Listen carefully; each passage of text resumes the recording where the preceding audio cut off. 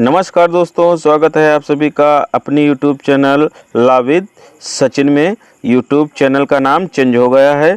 आज हम बताएंगे टॉर्ट, क्राइम और कॉन्ट्रैक्ट में क्या अंतर हैं, ये तीनों एक दूसरे से कैसे भिन्न हैं और कब ये तीनों एक ही में शामिल हो जाते हैं। मतलब घटना एक और टॉर्ट, क्राइम, कॉन्ट्रैक्ट एक ही में बन जाते हैं। तो सबसे पहले बताते हैं टॉर्ट। टॉर्ट क्या है? एक सिविल रॉन्ग है जिसको अपकृत भी कहा जाता है, अपकार भी कहा जाता है। टॉर्ट एक नागरिक गलती है जिसमें किसी व्यक्ति को शारीरिक, मानसिक या संपत्ति की हानि पहुंचाई जाती है। इसमें पीड़ित को मुआवजा यानी कंपनसेशन दिया जाता है। फॉर एग्जाम्पल, किसी ने आपकी कार में टक्कर मार दी, आप टॉर्ट ऑफ नेग्लिजेंस में केस कर सकते हैं, यानी उपेक्षा के लिए केस कर सकते हैं और उससे कंपनसेशन की मांग कर सकते हैं। आपके पड़ोसी ने तेज आवाज़ में म्यूजिक बजाकर आपको परेशान किया है, तो ये क्या है? टॉर्ट ऑफ न्यूसेंस है। इसमें आप क्षतिपूर्ति की मांग कर सकते हैं यदि आपको नुकसान हुआ है। किसी ने आपके खिलाफ झूठी अफवाह फैलाई है, ये टॉर्ट ऑफ डिफामेशन है, यानी मानहानि है। मानहानि दो प्रकार की होती है, एक होती है सिविल, एक होती है क्रिमिनल। क्रिमिनल में सज़ा मिलती है, यदि आप सज़ा उसे दिलवाना चाहते हैं तो बेनिश का रुख करेंगे, यदि कंपनसेशन पाना चाहते हैं तो टॉर्ट का रुख करेंगे। इम्पॉर्टेंट पॉइंट, कोई अपराध नहीं लेकिन नुकसान हुआ है। उद्देश्य होता है नुकसान की भरपाई करवाना। रेमेडीज होते हैं कंपनसेशन यानी हर्जाना। सेकंड है क्राइम, आपराधिक गलतियां। क्राइम यानी अपराध वह कार्य जो राज्य या समाज के खिलाफ होता है और जिसे कानून के अनुसार दंडनीय माना गया है। फॉर एग्जाम्पल, किसी ने चोरी की तो ये बेनेस सेक्शन 303 के तहत अपराध है, ये टॉर्ट नहीं, इसमें अपराधी को सजा मिलेगी। किसी ने हत्या की तो ये बेनेस सेक्शन 103 के तहत क्या है? क्राइम है, यहाँ पर अपराधी को सजा मिलेगी। किसी महिला से छेड़छाड़ की है तो यहाँ पर अपराधी को सेक्शन 74 के अंतर्गत सजा मिलेगी। इम्पॉर्टेंट पॉइंट, राज्य बनाम आरोपी। यहाँ पे जो केस दर्ज होगा, एक तरफ राज्य होगा, दूसरी तरफ क्या होगा? अक्यूज्ड होगा, आरोपी होगा। उद्देश्य होता है दोषी को सजा देना। रेमेडीज क्या हैं? जेल, जुर्माना और सजा। थर्ड है कॉन्ट्रैक्ट, संविदात्मक उल्लंघन।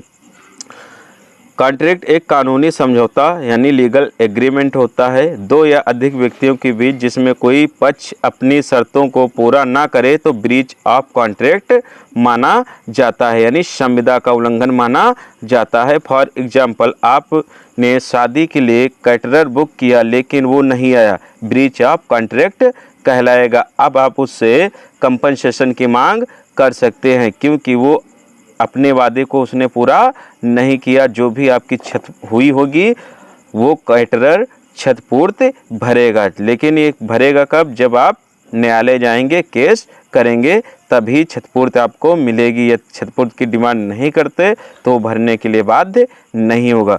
किसी ने सामान की डिलीवरी का वादा किया और पैसा लेकर भी नहीं दिया, ये क्या है? ब्रीच ऑफ कॉन्ट्रैक्ट है। यानी यदि किसी से तुमने कोई सामान मंगाया है और रुपए भी दिए हैं और उसने वादा भी किया है, संविदा की है कि हम तुमको देंगे, यदि नहीं देता है तो आप उससे कंपनसेशन की मांग कर सकते हैं, क्षतिपूर्ति की मांग कर सकते हैं। जो भी आपका नुकसान हुआ है, अच्छे से दे देता है तो ठीक, नहीं तो आप उसे कोर्ट के माध्यम से भी मांग सकते हैं। इम्पोर्टेंट पॉइंट, कॉन्ट्रैक्ट एक्ट 1872 के अंतर्गत आता है, यानी जो कॉन्ट्रैक्ट की चीज़ें हैं वो कॉन्ट्रैक्ट एक्ट से शासित होती हैं। उद्देश्य होता है वादा निभाना, वचन को पालन करवाना। डेमेजेस क्या हैं? परफॉर्मेंस या डैमेजेस, यानी या तो वो परफॉर्मेंस करे या फिर क्षतिपूर्ति भरे, दो में से किसी एक को करना होता है, लेकिन परफॉर्मेंस दिए हुए टाइम पे करना होता है। मान लीजिए आपने कैटरर को बुक किया है और कैटरर शादी के टाइम ना आए, उसके बाद आए खाना बनाने आपके यहाँ, तो आपको उसकी ज़रूरत नहीं है, तो यहाँ पे आप डैमेज की मांग कर सकते हैं। जो भी क्षति हुई है उसकी क्षतिपूर्ति की मांग कर सकते हैं। कभी कभी ऐसा होता है कि तीनों एक ही घटना में शामिल हो जाते हैं। अब वो ऐसी घटनाएं कौन सी होती हैं? फॉर एग्जांपल, कोई व्यक्ति गाड़ी चला रहे यानी उपेक्षापूर्ण गाड़ी चला रहा है, जिसे हम रैश ड्राइविंग भी कहते हैं, तेज लापरवाही से, और उसने आपको टक्कर मार दी। अब टक्कर मारने से कई चीज़ें होती हैं। फॉर एग्जांपल, टाट में क्या होगा? आपको यदि अगर चोट लगी है तो आप हर्जाने के लिए मांग टाट के अंतर्गत कर सकते हैं, यानी उसने क्या की है? लापरवाही बरती है, तो आप उस पर उपेक्षा का केस करके क्या करेंगे? हर्जाने की मांग करेंगे। सेकंड, क्राइम कब बनेगा? पुलिस केस दर्ज करेगी, ये क्रिमिनल नेग्लिजेंस है।